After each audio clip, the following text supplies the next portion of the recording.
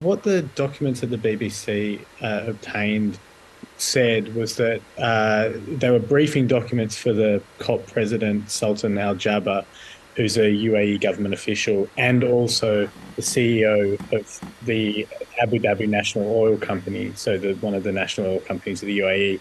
And the briefing documents were for when he met other world leaders and diplomats, and some of those documents had briefing notes from ADNOC, the oil company, in there, which sort of nudged him towards talking about, you could mention this deal that that we intend to make with your country, et cetera, et cetera. So there were suggested talking points with certain countries about how to further those oil deals. Yeah, of course, the UAE is so dependent on oil and its revenue.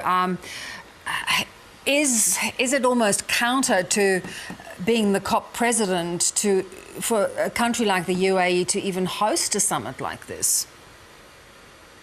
When the UAE was announced, there was a lot of consternation amongst climate activists, but also many lawmakers in the EU and US who actually called for him personally to stand down, because he's obviously the CEO, and there is a kind of inherent conflict of interest, you might say, between his day job and now his role as overseeing the talks to end climate change. So other people said maybe this is an opportunity, because obviously these are the companies and the countries that we're going to need to bring into the tent and get acting on this stuff. So there's been heavyweight support for him from, the US climate envoy, John Kerry, for example. How much political will do you think is coming to the table?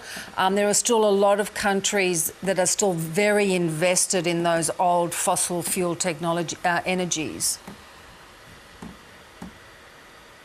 I think there's political will to a certain extent, but what's happened in the last 12 months is that enormous windfalls have come into the old fossil fuel industry from the energy crisis.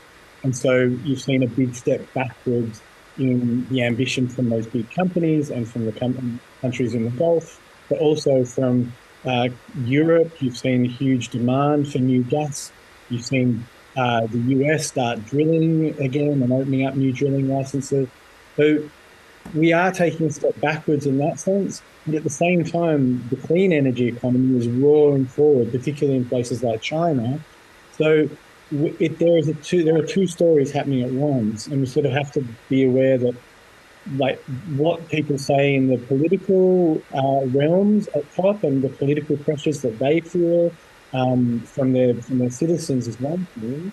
At the moment, the temperature's quite cool on that, but actually in the clean energy economy, the renewable sources of energy are now the cheapest, and their electric vehicles are becoming cheaper. So there's two things going on at once that we sort of have to hold in our minds, and both a positive and a negative story. Yes, you do feel you're right. It's almost like this clean energy is almost becoming unstoppable. How credible is this talk about cleaning up, or, developing technologies to clean up these old forms of energy sources like oil? So there's this key part of the discussion that's around this idea of carbon capture and storage. So cleaning up at the source of pollution and then burying the carbon.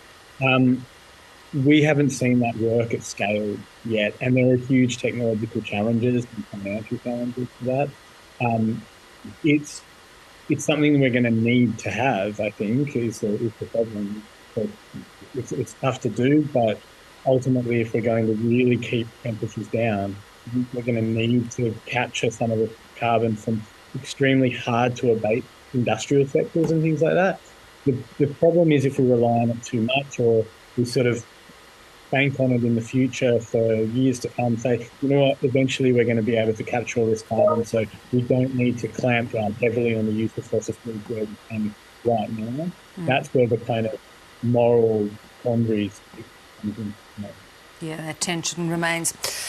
Appreciate you persisting with us, Karl. Really good to talk. We'll watch with interest at how it unfolds. Thank you.